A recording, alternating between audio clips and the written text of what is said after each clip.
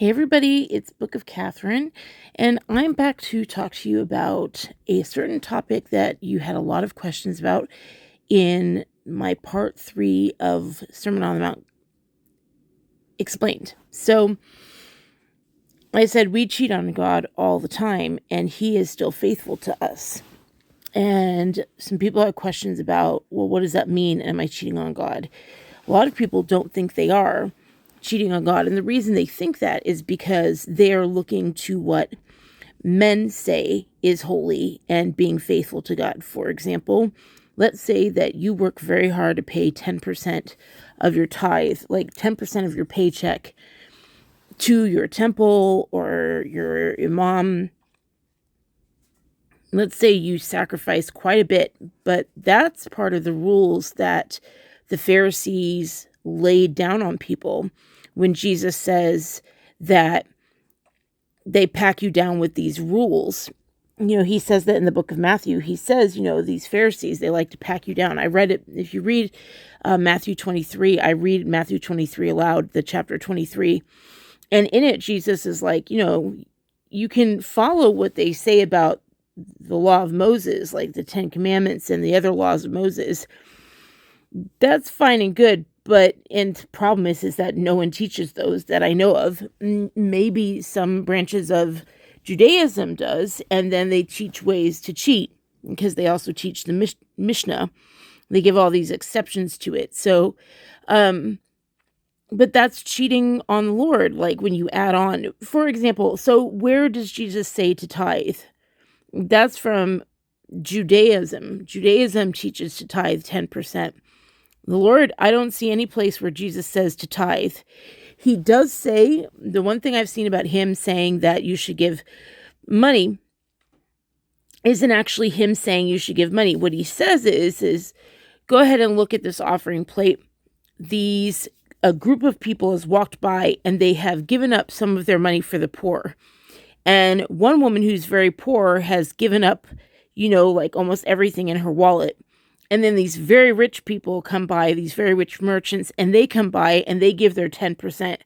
But it looks like they've given like chests and chests and chests of gold. And we know that from the records. We know that every time one of the 7 festivals came up, because they didn't do weekly meetings, they didn't do weekly donations or anything like that, the Lord never asked that. The fact that we are going to a holy place, or even going more than that, when I was in church, we were going every single Sunday. And then when I got involved in evangelical and Protestant churches, they were like, well, okay, you're going to also go to a Bible study on this day. And then they have this chart of the month of like all these activities that you did with the church.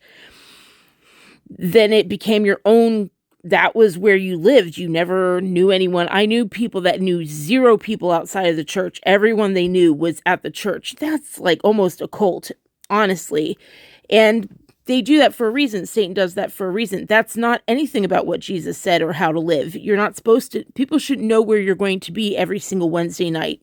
Nope, they should. That's not supposed to be. No one knew when Jesus was coming or going. They never ever knew. They never knew when he was coming. They never knew when he was about to speak. They had no idea. He'd go out on a ship in the water, and then they would gather at the shore and ask for him to come ashore. And then he'd climb up a mountain and be like, if you really want to hear what I have to say, you're going to have to follow me. And then sometimes he went down to the temple, but he never stayed in Jerusalem. He always stayed over on the Mount of Olives. And anyway, I'm getting off topic. So my point is that tithing is something somebody else told you to do. That's not something the Lord told you to do. He said that about these 7 festivals. And when people came on those 7 festivals, the rabbis and the high priests and the Mishnah that had added on all these laws were saying, okay, you have to give 10% of all your wealth and give your best fruits. And the reason Jesus got mad in the temple is because they did more than giving their best fruits. They would bring their best sheep. They bring all the best oxen. They'd bring these amazing sacrifices. And then the high priests, the Pharisees of the day, turned the Temple Mount into a marketplace where people would trade in their really good things for something else. Like you could have 3 oxes or this or whatever. They took advantage of it and said, you can actually do this, so that people did not offer their best. Instead, they ended up being able to trade it in for something else. And so what ended up actually going to them was something less than what they originally brought. They were like, here, we can give you a deal. So that was cheating on God, not giving him their best. But what Jesus was saying to them is he was just using one of the festivals and the sacrifices that Jews were bringing, wealthy Jews and poor Jews were bringing. He was comparing them and saying, look, what she gave was more holy. He wasn't saying that's how I want you to give. He was saying, okay, imagine you're on this big, huge marble Temple Mount. Imagine you're all the way up there where the, I can't remember the name of the mount, I can't remember the name of the mosque that's there now, but it has a gold dome over it now. So where with the gold, it's still, the Temple Mount is still there. They rebuilt it. So the Temple Mount they were all up on the Temple Mount, and then they would all come by in this marketplace and be like, here's what I'm bringing. And so Jesus's point was, you can see, it was available. Everyone could see what each other was giving. They get in these big lines. They had big, huge presentation place. And what people were giving was visible to the entire public, to all the Jews that were there. And what was happening is because these Jewish tradesmen were so wealthy and had so much money, and because they controlled so many ports, they just had a ton of money.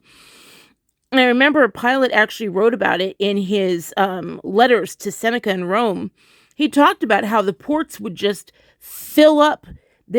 Every time a festival came, he had to start getting prepared for all the He got to know the Jewish festivals very well, all 7 of them, because the ports would just swell with Jewish tradesmen from all over the world who either didn't come with them and just sent their gold or came with their gold. And Pilate actually ended up building up a bunch of games. He said once they give their donation, he's like, they are so great to do gambling with.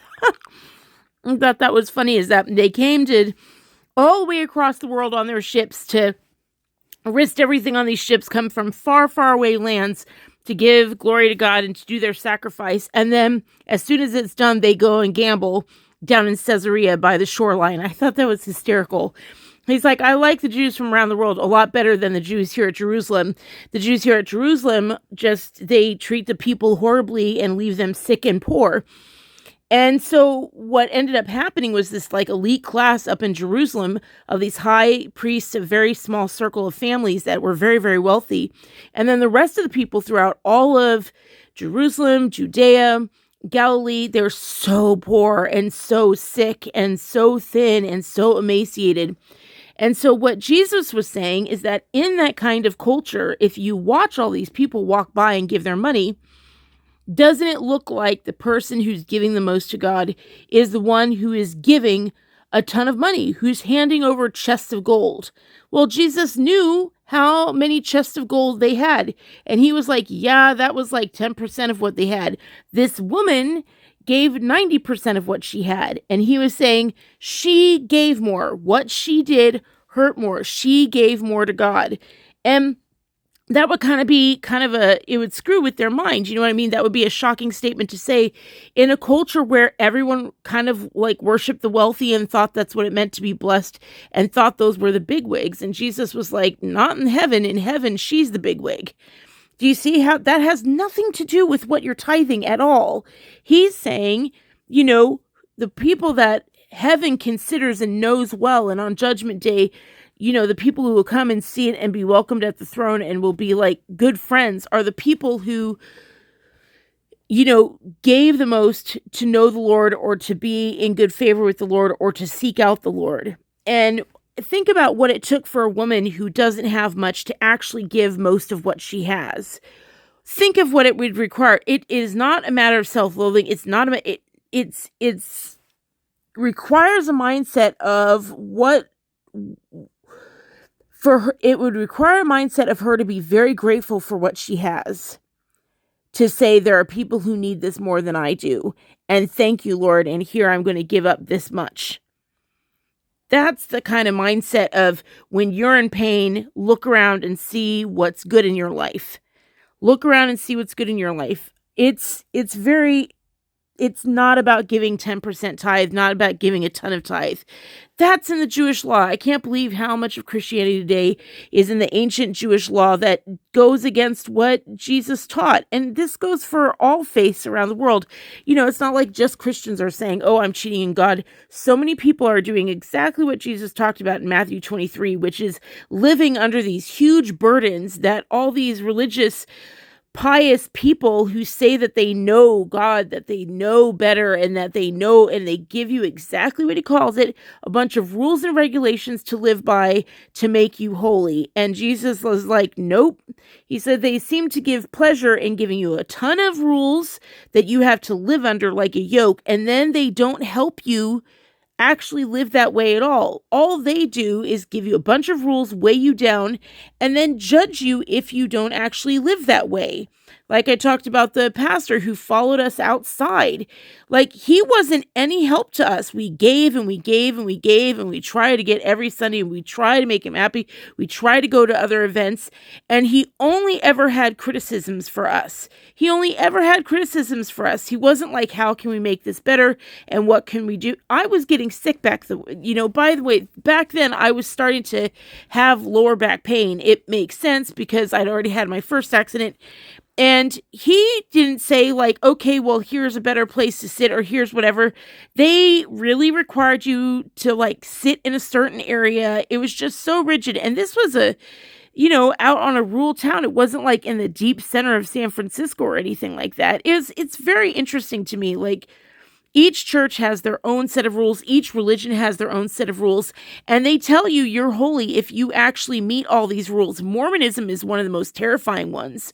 I mean, the amount of rules that they have to live by in Mormonism, it is incredible what you have to do, just like Islam, but some Islamic, just as with all things, this isn't widespread. You can't sit there and say everybody in Mormonism is evil and everybody in Islam is evil and everybody in Buddhism or Hinduism is evil. That's even Germany. I'm like, when I talk about the German industrialist, their actions are evil, right? But that doesn't mean all Germans are evil, but it's good to be educated about what Germany is doing. It's good to know, like, which companies are still going on and driving the German economy today that were literally convicted of being the architects of the Holocaust.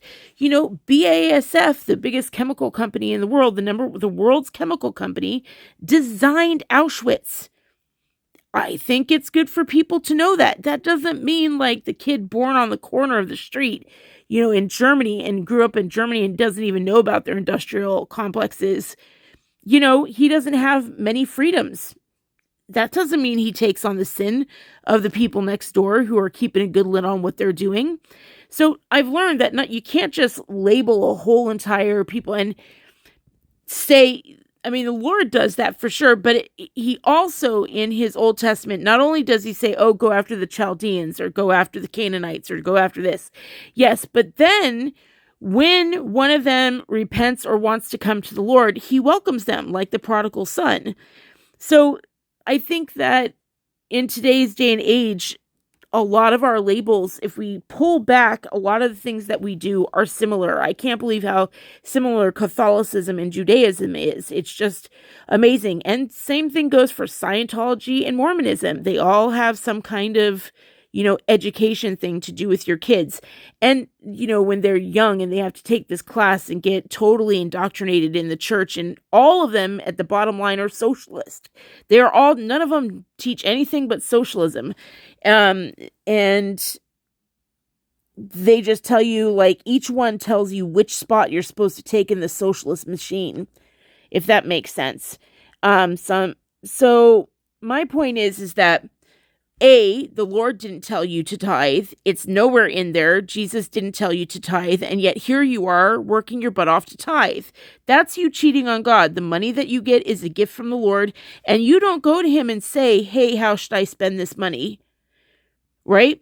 Let's say you go, I just saw a short today of a couple, and she got up, the wife gets up early so that she can have her quiet time with the Lord. And then she goes on with all the chores in today, and she does this routine.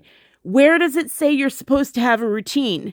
I even got thrown out a word at me today. They're like, don't worry, I'll be responsible. And I was like, responsible is a word Satan invented. Responsibility is a word Satan invented to totally distract us from what is holy. I was like, the question should be, what is holy? Like, what is best? What does the Lord say is best? I have learned the hard way that I can't just say, Lord, can I do this? Lord, can I do that? I have to say, Lord, what do you want? Is this best? Is this best? Because I may get, he's a father. He may say, go ahead and do that. If you want to do that, I'm not going to stop you. And then you learn the hard way that, oh, this really went wrong. And you realize you didn't ask him if it was his best. You didn't say, oh, he actually knows better than me. And that's another thing. That's cheating on God. When you absolutely think that you know best to the point that when you get in your prayer groups or when it comes to worshiping an idol and everything like that, what do you do? What do you do to get what you want? You think that you know all the answers, and so you take what they are and you go to the holy man and you go to your holy temple and you go and you lay down and pray and you say, here, take all the things I have problems with. No one kneels down and says, I am here, Lord. I'm ready to hear what you have to tell me.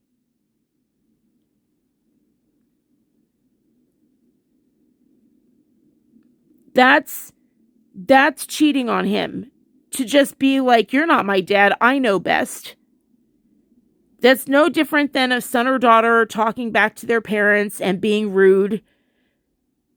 It's the same thing when we do that to the Lord. Of course, at some point, the more that we ask him, he ends up giving us some rope and being like, here, go ahead and learn a bit and get to go on your 2 feet and learn how I made you and go out there with some individuality. But the first thing you have to do is acknowledge that he is the Lord God and that he can do whatever he wants. And so, for example, like last night, some really bad stuff was going on. I was really having a hard time with things. And I kept wanting, everything in me kept wanting to pray all these certain ways. Like, please, Lord, the pain is so bad. Please stop this episode. And then I had to stop myself and be like, no, Lord, you can do whatever you want. Do whatever you want. Do whatever. That's my job. That's how Jesus told us to pray.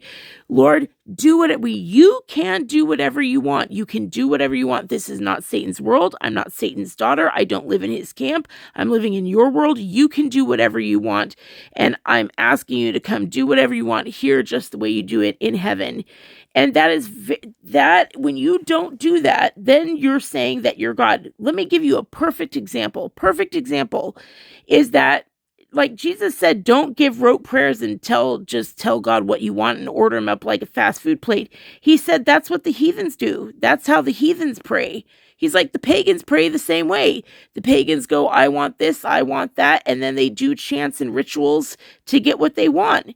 And that's every faith in the world does that. Go ahead and find out what it is that, lay before our spiritual thing and say what we want. Or one of the biggest things today is self-realization, which is speak it into existence. That's how the Lord created the world. He spoke the world into existence. And now we're going around saying we can speak things into our lives. That's literally saying that we're God. That's cheating on God. That's saying we're not children of the Lord. That's saying we're gods, just like the fallen angels did. Well, we are big enough. We can just defeat God. We can take his throne. The moment Satan made one move towards the throne, he was electrocuted out of heaven. And he's never been back. So, and so now he's so ugly to look upon that Eve, he had to go into a snake because Eve would have been revolted at the sight of him. Satan never presents himself in some horrible, horrible fashion. He's always going to look like sugar and candy and sweets. And you have to watch it. You have to watch anyway. So that's one way. Those are a few ways that we cheat on the Lord. Let's see here, like telling him here's like one of the number one ways. In India, if you're going to have a child, did you know that India obviously knows, but did you know that they bring their child to their priest, their local priest that they were, some priest at the temple, at the Buddhist temple or the Hindu temple, and they allow their priest to name their children.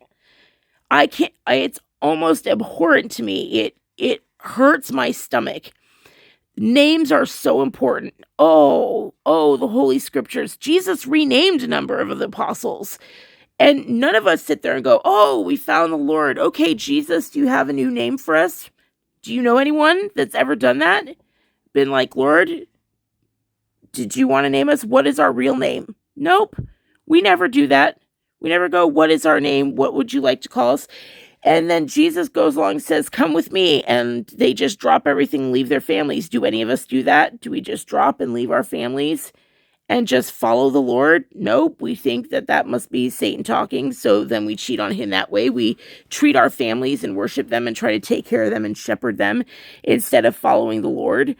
But I mean, one of the biggest ways is that if we want to know what God is thinking, we don't ask God. We go and ask somebody else who might know, because that's easier. That's the bottom line, is that it's easier. We go read a book on it. We will listen to anyone except for the Father. Oh, we'll meditate. We'll pull demons into ourselves to try and become gods ourselves and let some fallen angel speak into our head and hand our power and our body over to him. But we will not sit there and have a conversation with him. Like I was saying, this one woman, she got up and she had a whole day scheduled out. And the way she got up extra early so she could spend time with the Lord. And he videotaped her doing it. And I'm like, that's not spending time with the Lord. She got out a bunch of books and she started studying all this stuff and highlighting. And I was like, how is that spending time with God? I've never had a friend where the way I spend time with them is I get out books and then I get to know what the books say rather than what my friend is saying. If you want to go and talk to the Lord, if you want to go out with a friend, you end up meeting them somewhere and it's just you and the friend. You don't have 5 million things in between you and the friend. And basically, when you get all those books, you're studying what that person says. You're studying the formulas that Jesus literally says in Matthew 23 are prayer ignorant. Those are con artists who are prayer ignorant. They don't know anything. So all these books and all these authors and all these things on like, oh, find God. No, you just find the author. That's all that you find. In the end, like here, all these apocalyptic things are happening and we're like, oh, woe is us. Like, oh, God isn't listening. Really? Have you talked to God?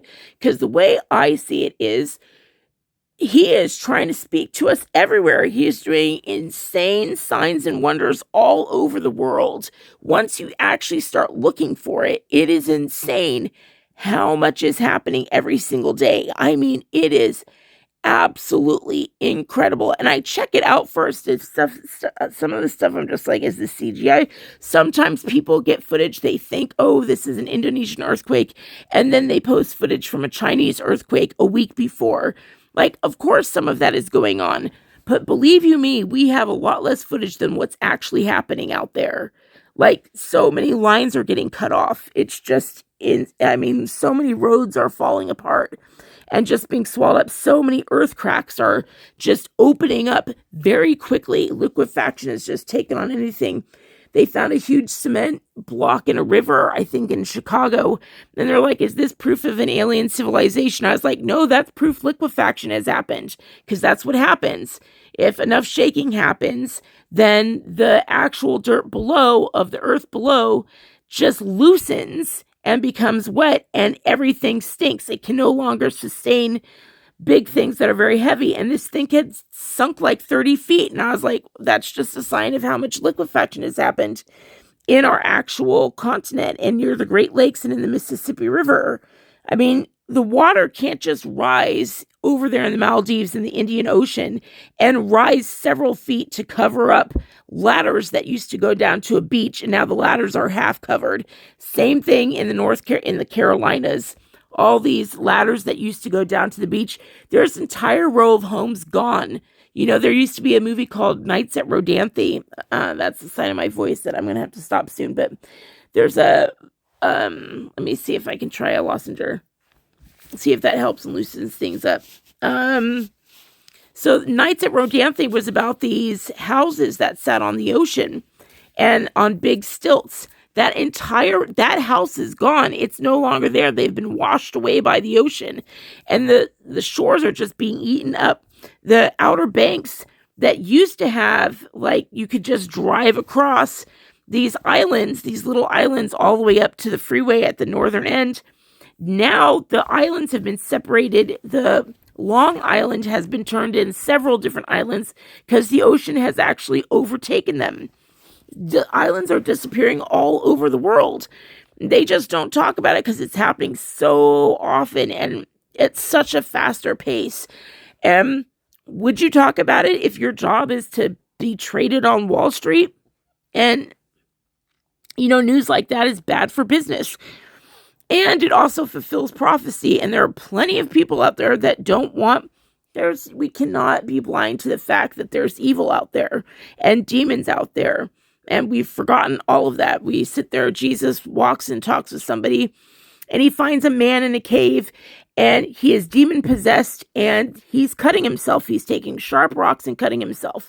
We have a massive epidemic of girls cutting themselves on social media, and not one parent is like, well, maybe she's demon possessed. Not one. We have kids getting demon possessed through all sorts of means because we say demons don't exist. So we say, oh, we believe in you, Jesus, but we don't believe miracles. We don't believe you raise people from the dead. We don't believe prophets exist anymore. So who are you really listening to? Because Jesus is saying this. So your pastor is the one that's saying Jesus doesn't exist. So he is truly your God. Like, understand on paper, when it comes to knowing what God's thinking, you are unwilling to go to your Father and actually do that. How many of you have actually gone in a secluded corner and waited on God's voice? Who of you has done that? And the fact that you haven't, and here he is taking care of you and raising up the sun every day and letting you see beautiful rainbow clouds and letting you talk, like, hear from each other all around the world. The fact that we have so many incredible things. The fact that we have technology and electricity and even like charity and hospitals and medicine, all of these things that has allowed our population to just explode, all this life on earth that the Lord has given us. And what's our way of saying thanks? Oh, we're going to go to other people. Why do we do that? Because we all know that it's easier to bend a knee to another human than it is to bend a knee to God. Because it takes way too much humility to go before God. Then we find out who we really are.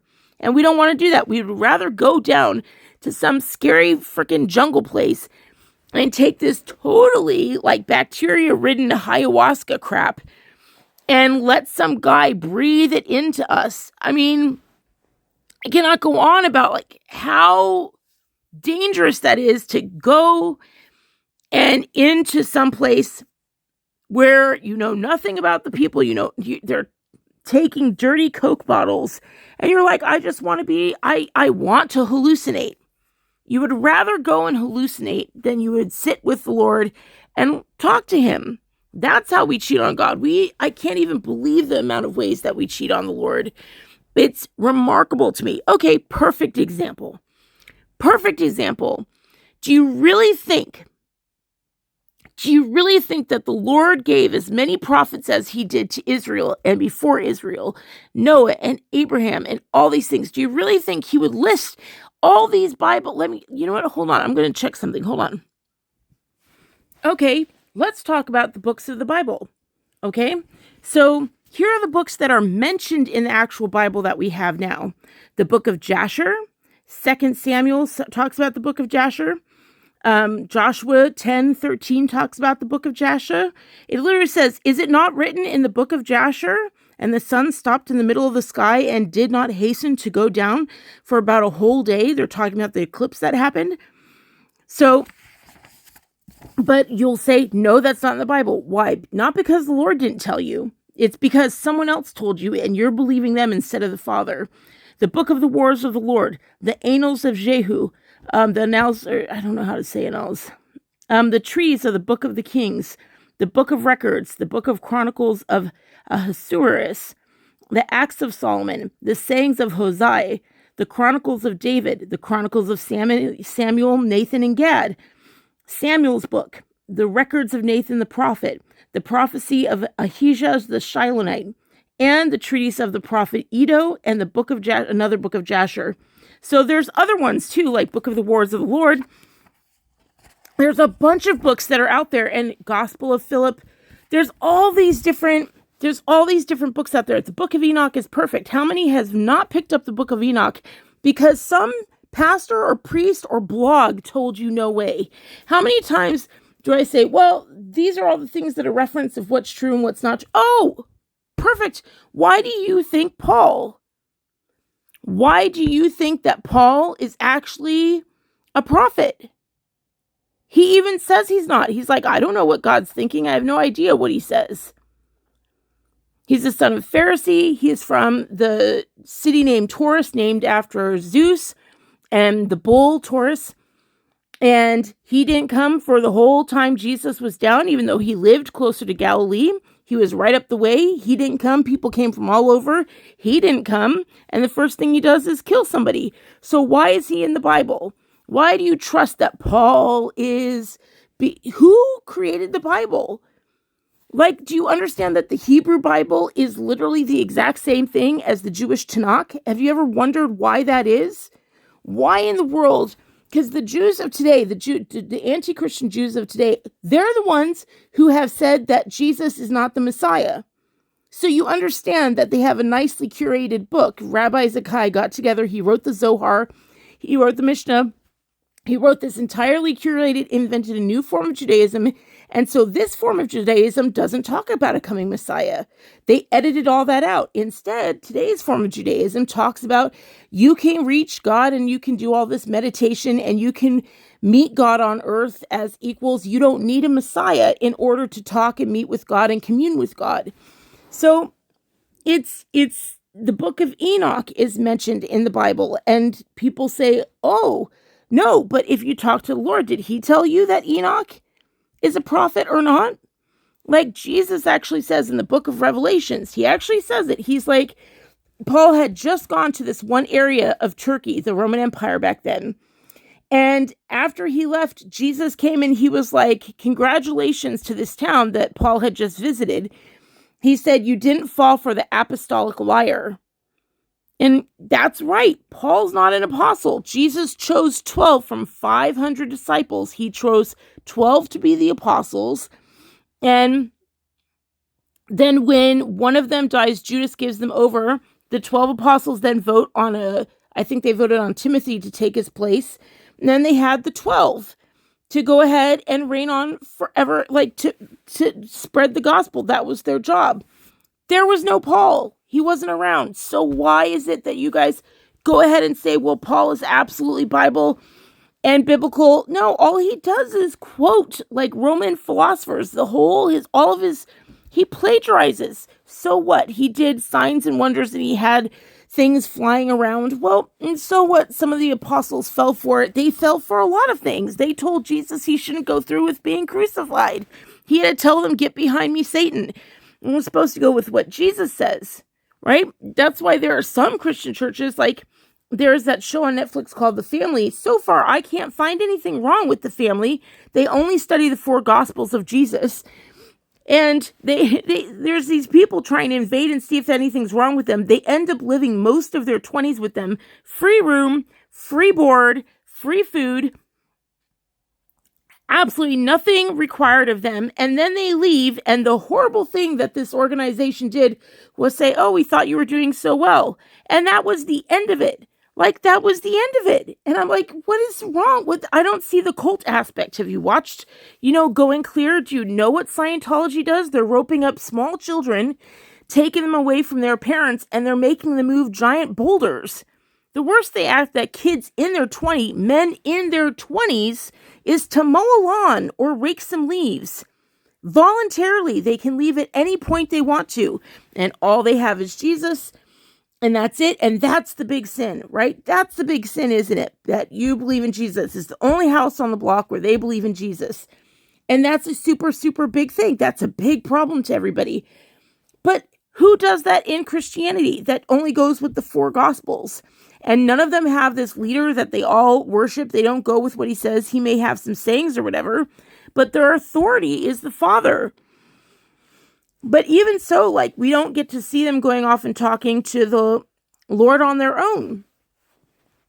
And so I just think that there's a ton of ways that we cheat on the Father. If something bad happens, we say the Father's forgotten us. If something good happens, we say, well, it's due to this team, or it's due to that team, or it's due to your hard work. We never say that the Lord actually blessed us in it. We never point out or see the things that he did. And not only that, but we relegate him to a small part of our day, or a small part of our week, or a small part of our year.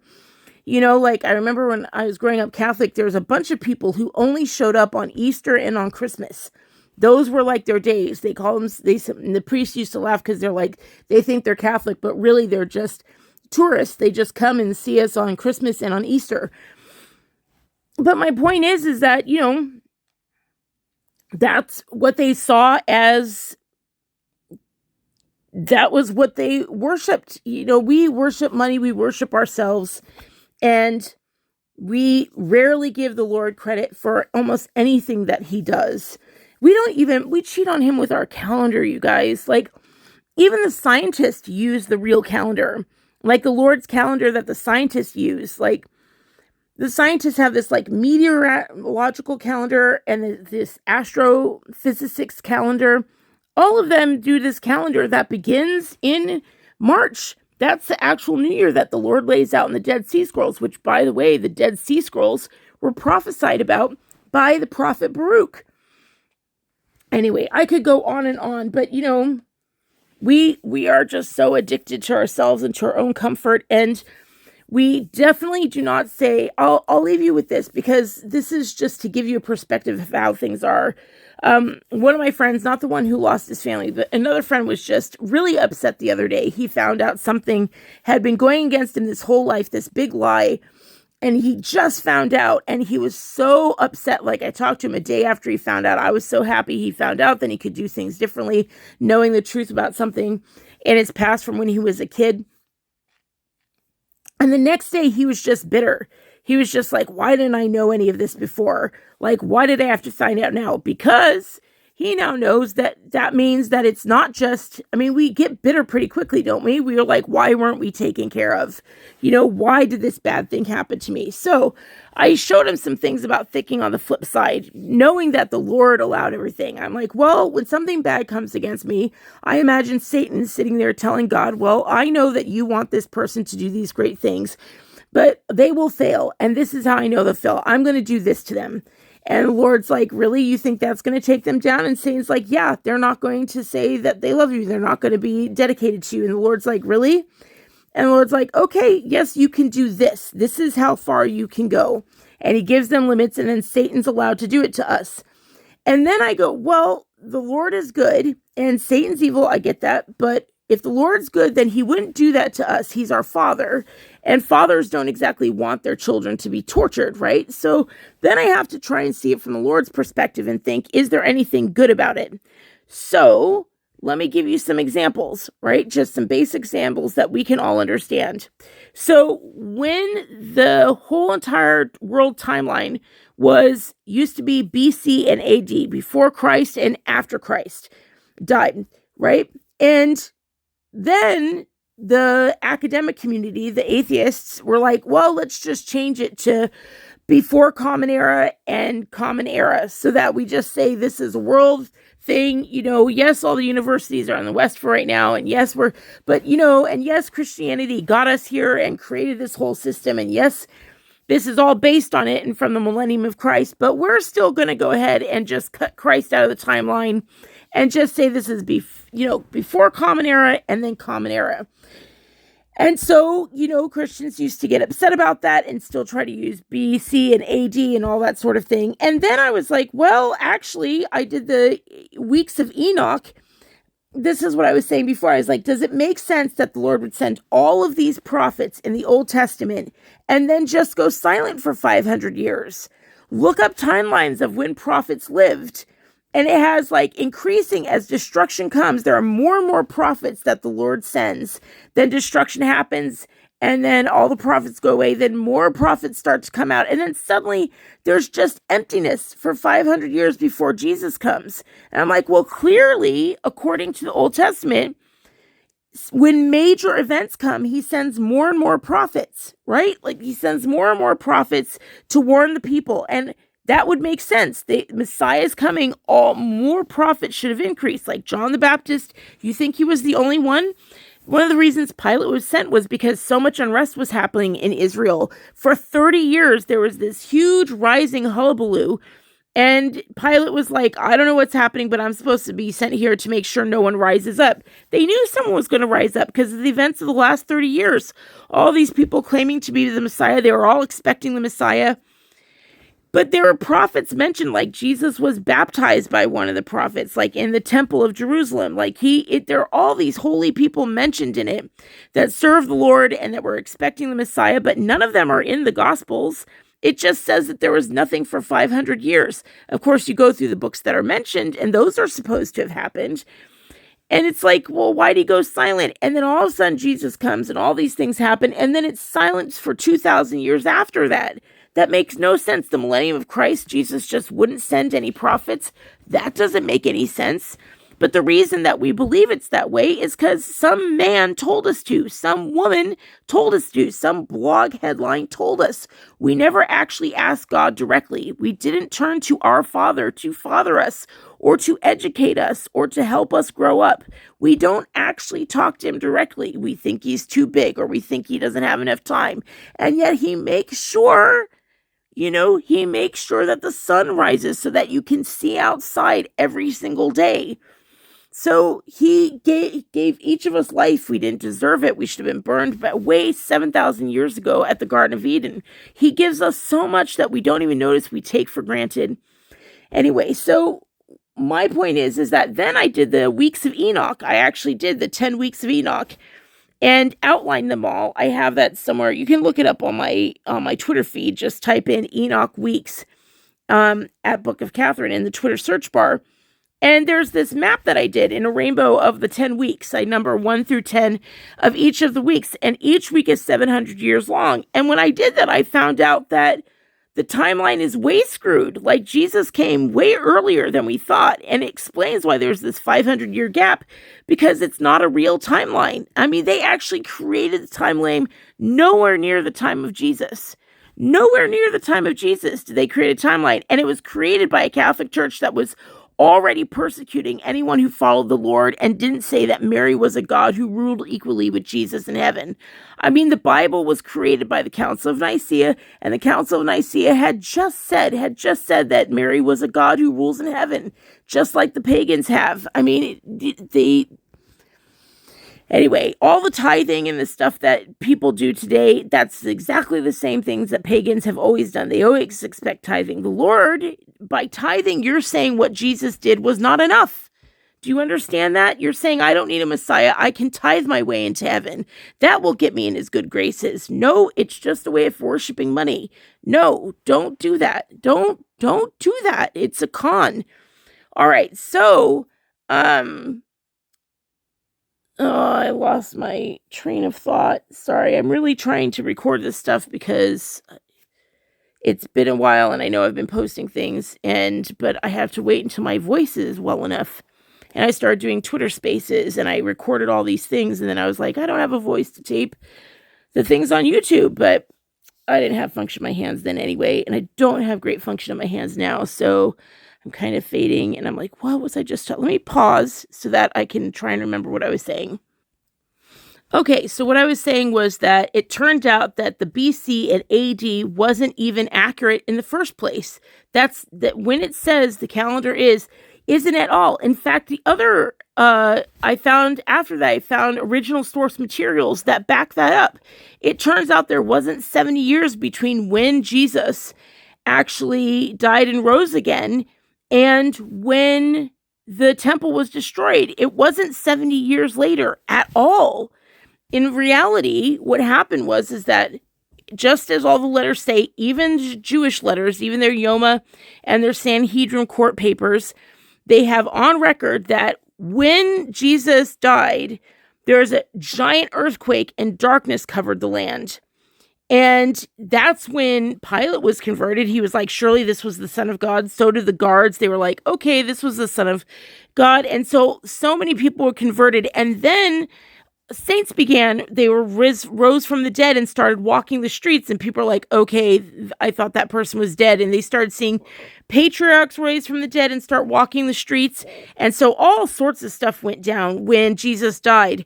Well, that giant earthquake like went through the whole world. Like, it was felt in Egypt and everything like that. They've traced those things. There is signs that this great giant earthquake happened like 2,500 years ago about that. And this massive earthquake hits, and the darkness and the earthquake destroys so much of Rome that Emperor Tiberius is like, come here. Like, he has Pilate come over. It casts Rome in this big battle between themselves and the emperors. And so the Senate is like, who did this? And it gets back that Pilate had executed an innocent man that the Jews wanted killed. And Rome was so upset that they hauled in Pilate for questioning. And the questioning at the end of it, I've read this letter online, is that Tiberius is like, well, that's it. We have always protected the Jews because they run all of our ports, but they just destroyed all of our world trade. Like, their desire for this innocent man who did nothing. Tiberius actually says this. He's like, all we heard about the guy, we've brought in other people to give questioning, and all we've heard is that he healed people. Why wasn't he put on the throne with all of our gods? Like, why didn't he become a god? There was actually some movements of other emperors. I heard, I saw some materials that indicated that other emperors wanted Jesus to be added as one of the gods. They believed in supernatural. They believed that the angels could walk the earth. They believed that the Lord sent holy people to the earth, and they tried to acknowledge those people. And so there were already talks in Rome of honoring Jesus, but the Jews were like, no way, no way. And so even the Senate like turned it down or something like that. But then when it just destroyed all the gods, Tiberius was like, that's it. They ended Rome. This darkness over the land has so destroyed Rome that you have got to go over there and teach them. We have to erase them. We can never allow this to happen to Rome again. And quite frankly, it probably protected Rome. That's why Rome still stands today, most likely, is because he was just like, take out the threat to Rome and just level the place. And he sent a bunch of armies in and just leveled Jerusalem. Well, we have records about how they leveled Jerusalem, but we're told that happened 70 years after Jesus rose again and defeated death. We're told that, and it's very interesting, isn't it, that we're suddenly given this timeline that they just threw in hundreds of years later, and it turns out, no, Jesus was actually born all the way back here.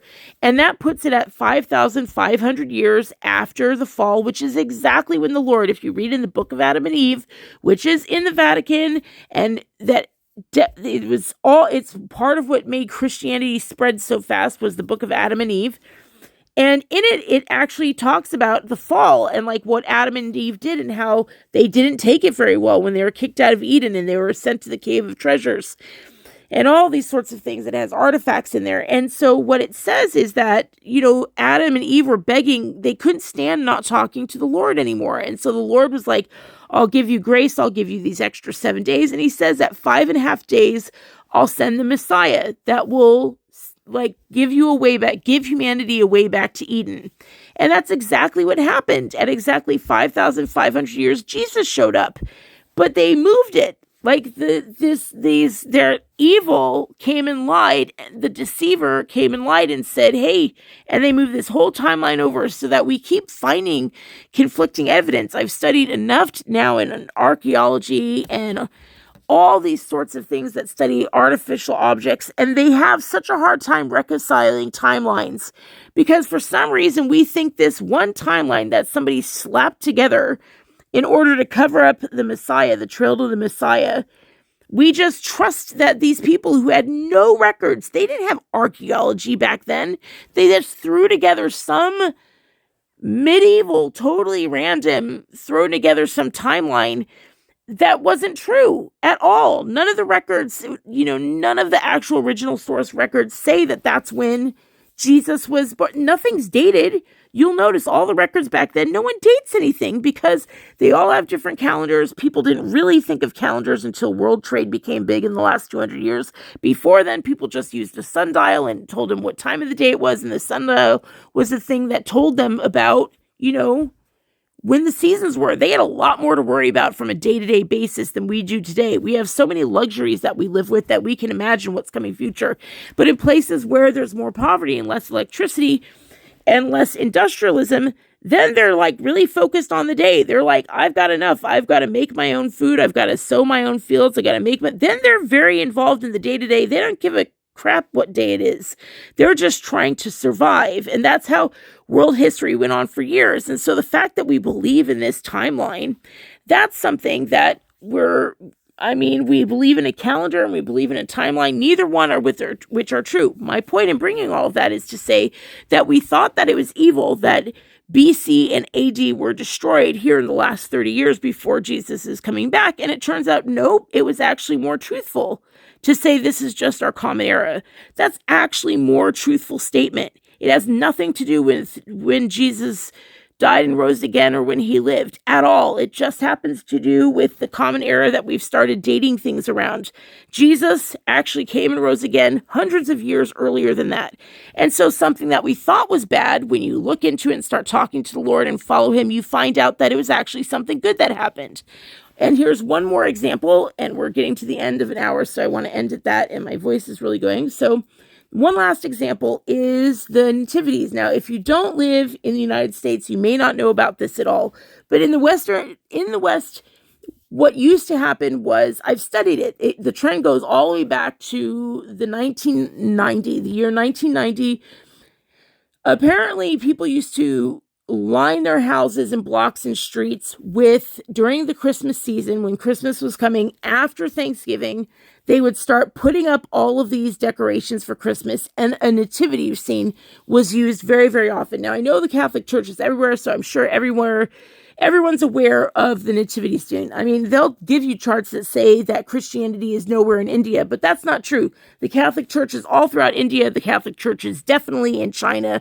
Like, the Catholic Church is everywhere, and, they're coronating their cardinals or whatever. So in many ways, they just rule all of these areas. They're like the one united world government. So everything the UN does, the Catholic Church announces like a year before, a few months before, sometimes 5 years before, and the UN carries it out. That's not a good sign.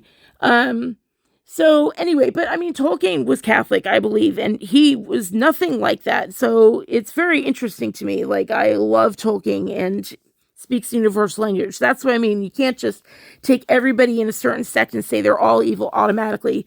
But it is good to acknowledge what, is a massive cultural trend in that society that has to be faced. It just does.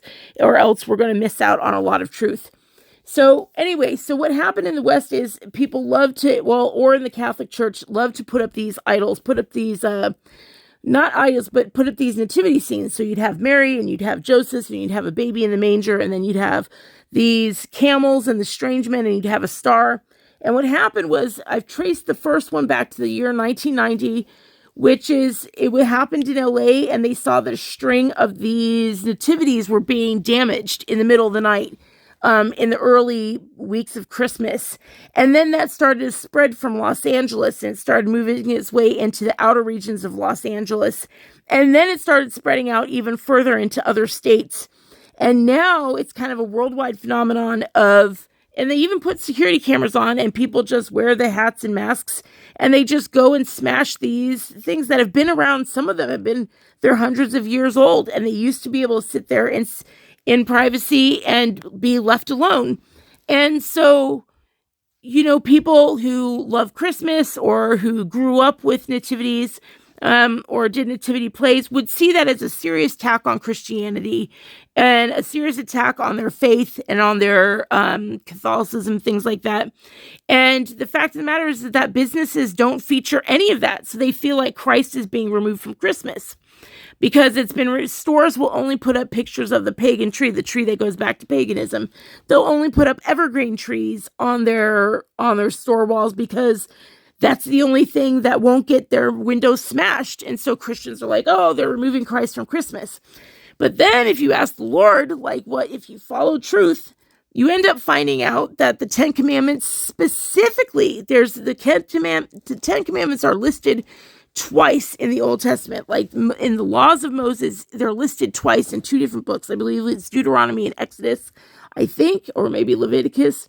Maybe they're listed more than once. I don't know. But Deuteronomy definitely has it. But the point is that they list it, and in it is, when it doesn't just say thou shalt have no idols, it's like you will not. Let me go ahead and look it up. Hold on a minute. Let me see if I can look it up. Hey, look, I found it. All right, so hold on a minute.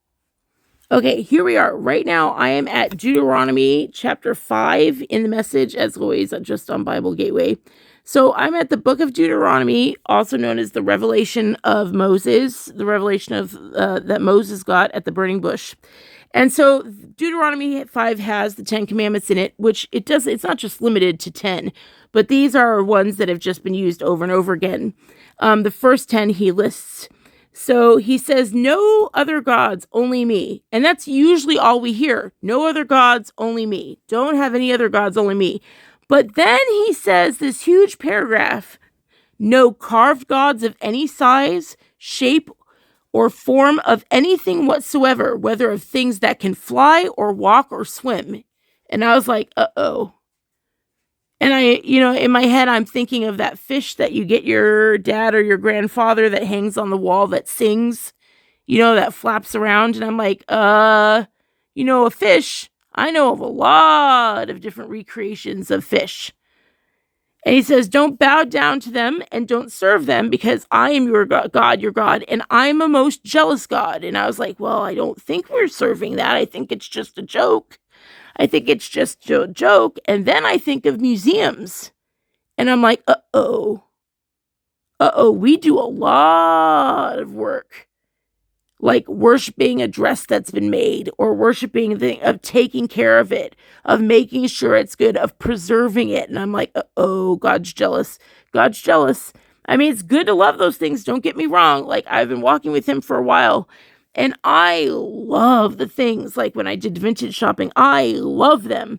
But I am also like, well, I'm not taking them when I go home. And I know that they're signs of heaven to me. To me, they reflect the Lord, and they let me see a little bit of what heaven's like. But I'm not like, if they have to be taken, like they had a box of a ton of them. They're not in the house anymore. And I mean, I'm just like, okay, I'm so grateful for what I had with them. I can't wear them anymore, but I also know I'm going to lose them when I go to heaven, and heaven soon. So I'm like, okay, cool. No problem. They're gone. No problem. I would hope that they don't get damaged, or rather, or go to someone who likes them or whatever. But I asked Lord what he wants. If he told me to burn them, I'd burn them. I'd actually enjoy burning them. But I was like, oh, are you going to, and he's like, oh, I gave them to this one lady with the house with the thing. And I was like, oh, yay. And I was just happy that there's this little shimmer of heaven still left. But, I don't worship them. I love them and enjoy them. And there's a fine line between that, right? He says, I hold parents responsible for any sins they pass on to their children, to the third, and yes, even the fourth generation. Remember, I told you generational sin goes on and on. Same thing that studies show. Peterson does the clinical psychiatrist, and he's like, man, sins go on and on and on to generations down. He's like, be careful if you break these 10 commandments, man, because the consequences are grim for generations, to your children and your children's children. And the Lord's like, I'll do it to the fourth generation. He says, but I'm lovingly loyal to the thousands who love me and keep my commandments. And so that was for back then, the thousands who love them, who love the Lord and keep his commandments. So that's my point, is that then you find out that, oh, well, we would make our Christmas about this nativity. And in the temple, there was no actual statue of the Lord. It was an empty throne. And we have replaced it with carved gods in all sorts of shapes and size and forms. You go into a Catholic church, screw that, go to a Russian Orthodox church. My goodness. Like, there's just I'll remember the first time I went to a Greek Orthodox church, I couldn't believe they bent down and they walked up and they actually kissed a book with like a painting of a saint in it. And I wasn't ready for that because my first instinct was everyone just kissed that glass. That's a bunch of, germs being shared. But there's also this thing where take it also, rosary beads. That violates this, holding on to it and using it to pray. No. That's praying like the heathens, as Jesus says. So we cheat on him all the time. Let me go back. So we cheat on him all the time. When you're in a crisis, you do not go to the Lord. You do not, you're like, oh my gosh, my stomach's feeling bad. Should I take aspirin or should I take antacid, Lord? No, you don't do that. You don't ask him which one's best. No, you're like, oh, it's too busy for him. He is your father, right? You don't ask about what career you should go to. You wait for somebody else or to everybody else to tell you where to go. I did the same thing. I was remembering I needed a doctor for this one thing and I was going through the referral systems, right? And I needed a doctor. And so I went to everybody else and I just said, does anyone recommend a doctor? And I was like, please, Lord, speak through them. And then they did, 4 different people gave me the same doctor. And the problem with that is that, that was good, but he didn't suggest that to me. And I also broke another thing when we were my husband, this one decision that we were trying to make about our future careers. We actually tempted God. We were like, well, Lord, we're going to go for this. And if you don't provide anything up there, we'll know you want us over here. We were trying to go long-term when he says, worry just about today. We play God. So I can't even begin to tell you how much we play God. Just by saying, think about the things you ask him and think about how many things in there you just took from God from off of his plate to tell you about. Really, do you really think about the things you turn to your dad? If you have a good dad, think about how much you rely upon your dad about that stuff and ask yourself why you're doing that to your dad when he's just another just another sinful human like you are. Half of him is death. And why don't you take those questions and hand them to your true father? And why do you have any religious, leaders or authors on your bookshelf? What is going on with that? Hell, I don't even buy hair clips without talking to the father first. Oh my goodness. I could go on and on. Let me put it this way. When we went on our road trip to go around I remember we went on a road and we didn't make a right or left until he told us to. He chose for one leg of that trip from the West Coast to the East Coast on the first leg. He chose left and right. He never told us where he was taking us, ever. We never, ever knew what was next. And I cannot tell you how much that drove people nuts. All of our friends all around America that we knew, so many different friends all around the world. And we were traveling America at the time, but we had friends all around the world. None of them could handle it. All of them did what we used to do, which is pull out a map and look at things that maybe might be interesting and then maybe ask God if we should go, or just pull out a map and plan. And that was being irresponsible if we didn't, right? And that's not what the Lord had us do at all. And what happened? We went on amazing adventures so that The Hobbit sounds like a daily, I'm like, oh, we can relate. I remember when we finally got home after that big road trip, we sat down and we watched Lord of the Rings and we were like, wow, this is different. But I remember we watched it to feel less alone. You should feel like, yeah, been there, done that. Then you're walking with the Lord. The best way to know if someone's walking with the Father is if all of a sudden the people in the Old Testament are you're like, yep, definitely get that. Yep, did that, been that. Oh, I felt like that. And suddenly they don't seem like fictional, mythical characters to you, but they sound like people you can relate to. And that one day you look forward to sitting down with them at dinner and going over all the adventures and crazy things the Lord asked you to do and took you on and showed you. Why don't you let the Lord show you who you are and what the world is instead of going to a psychologist, for heaven's sakes? All right. I love you guys so much. I'm over an hour. And no more cheating on God. Why don't you let him father you for once? Seriously, what's stopping you from going into your room and just turning off the music and just letting quiet, or sitting in nature, go someplace safe and quiet and secluded and just go sit on a rock over there. It doesn't matter if people can see you or whatever, or go sit by a river. Like, don't do anything dangerous, for heaven's sakes. This is about being peaceful. Takes the time to be peaceful and just listen for the Father.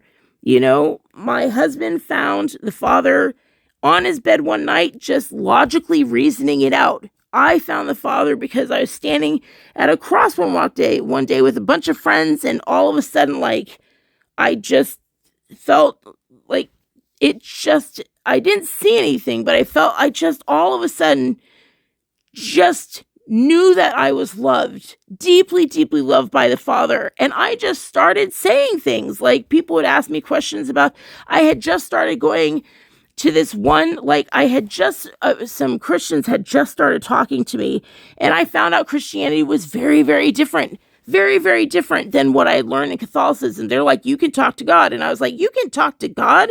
And then, like, a few days later, they must have been asking the Lord, or something was going on. Oh, that's right. I learned about what was happening. Yeah, there was a bunch of stuff going on, and that was it. And I didn't study the Bible once or anything. I just knew things. People were asking me, and I had answers for all of it. And when I finally got into that stupid Bible and they started teaching me Paul, I felt like I fell out of love with it. And it wasn't until I let this Bible that was a lie of cultivated things by people who did not want Christians to start raising people from the dead anymore. They wanted to keep their 10% flowing into their pockets. Like, really seek truth and you will find it. But most of us don't have the guts to do that. Right? We're too busy trying to get clout on Twitter and TikTok, and that's just, there isn't a tweet that I write that I don't talk to him. Of course, I think some of my tweets are crazy. I'm like, I can't believe I'm actually writing this, because I'm like, this will bring down, like, this will get the moderators, this will get this will get that. And I'm like, but the Lord is guiding my hands. I turn to him for everything. And then he does all these things with it. And I'm like, wow. And I learned so much. And then he doesn't let it get touched. You know what I mean? Like, it's incredible to me. Like, he can do anything he wants. Do you believe that? Do you really believe that? Do you know how, when you see buildings, or when you see, really, how many things do we just take for granted? I could go on and on, but I should really rest. I don't want to have an episode, because then I can't tape again for you guys. I love you so much, and I'll see you on the next one. Bye.